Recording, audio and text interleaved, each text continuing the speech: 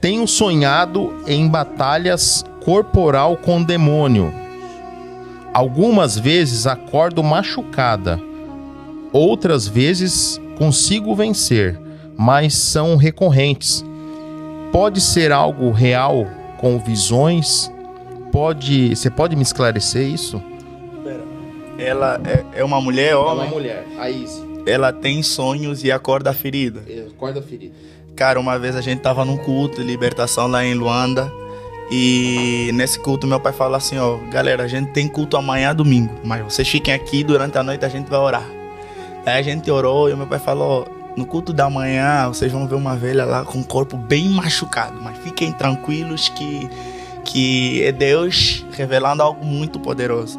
Daí a gente ficou no culto basicamente sendo um telespectador, vamos procurar a velha que tá ferida no culto.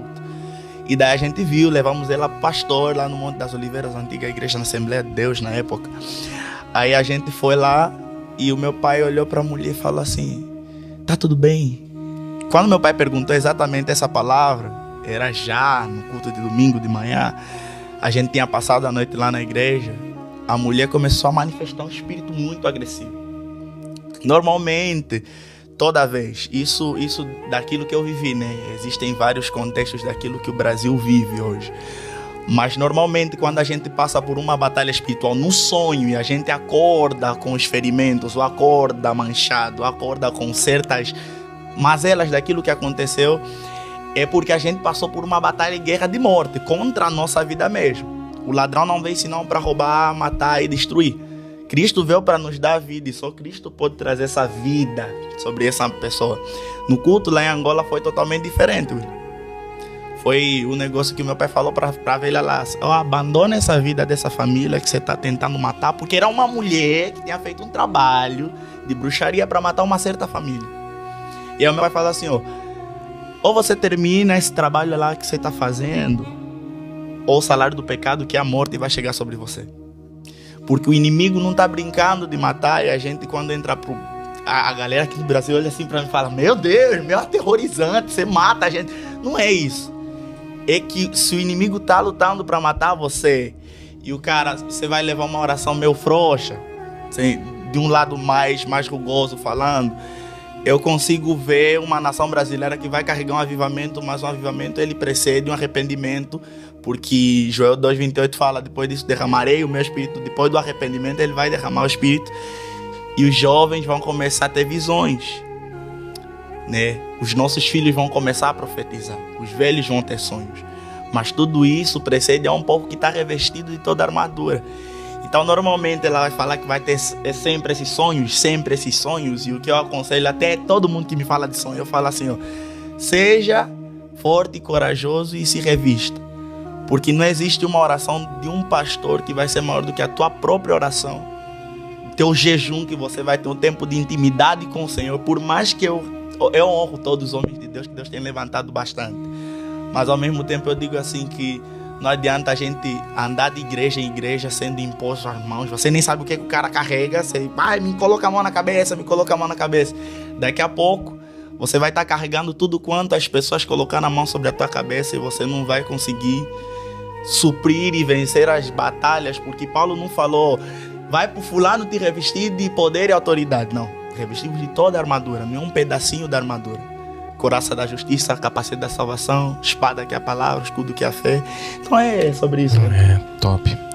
Muito bem respondido. Pastora Daniele, você acredita que pessoas podem ter sonhos, pesadelos e ser atacada no sonho e acordar marcada? Isso é real? Isso acontece mesmo? É fato, e já aconteceu comigo já, né? Já tive diversas experiências em relação a isso, mas uma que foi bem marcante foi uma situação que me levaram para orar numa casa, só que não falaram para mim o que é que tinha aquela casa, o contexto da casa. E na verdade o proprietário da casa, ele havia matado uma parente dele, né? E havia esquartejado o corpo dela, colocado numa mala e tal, e jogado aqui no Rio Paraná, aqui da nossa cidade. Só que ele fez tudo dentro daquela casa. E quando o pessoal da limpeza foi limpar, o sangue não limpava, né? Não saía 100%. Ficou 70% do sangue lá na sala onde ele fez o acontecido, né? E daí, na época, me chamaram pra orar numa casa que diz que a casa caía coisa, caía objeto, caía não sei o que, e tal. E você pode ir comigo amanhã? Eu falei, vamos lá então. E naquela noite, eu falei, vamos lá, dei a minha palavra que ia, né? E naquela noite e tal, quando eu deitei assim, que eu não pego sono muito rápido, eu demoro um pouquinho pra dormir e tal. Mente muito acelerada, né? E quando eu peguei no sono, foi muito rápido. Quando eu peguei no sono, eu senti assim, como se um homem muito grande, tipo um gorila. Ele pulava em cima da minha cama. Ele pulava e eu sentia o meu corpo indo também, conforme o pulo dele, né? E naquela